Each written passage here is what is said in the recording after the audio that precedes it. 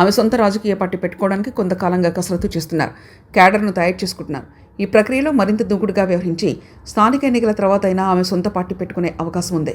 సొంత పార్టీ పెట్టుకుంటే కవిత ప్రభావం ఎంత ఉంటుందన్న దానిపై ఇప్పటికే పలు రకాలుగా విశ్లేషణలు ప్రారంభమయ్యాయి.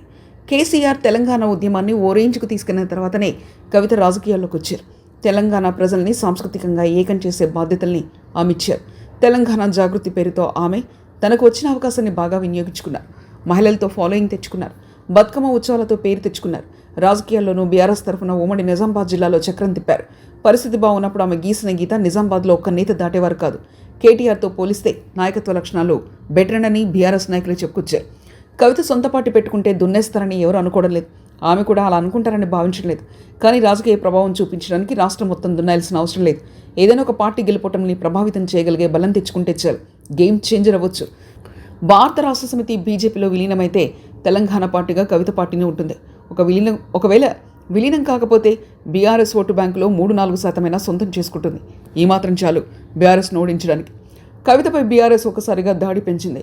మాజీ జాగృతి నాయకుల్ని రంగంలోకి దింపి జాగృతి మాదినని చెప్పించడం ప్రారంభించారు. పార్టీ నేతలంతా విమర్శలు చేస్తున్నారు. అయితే ఇలా టార్గెట్ చేయడం కవితను బలపరుస్తుంది. కవితకు కావాల్సింది కూడా అదే.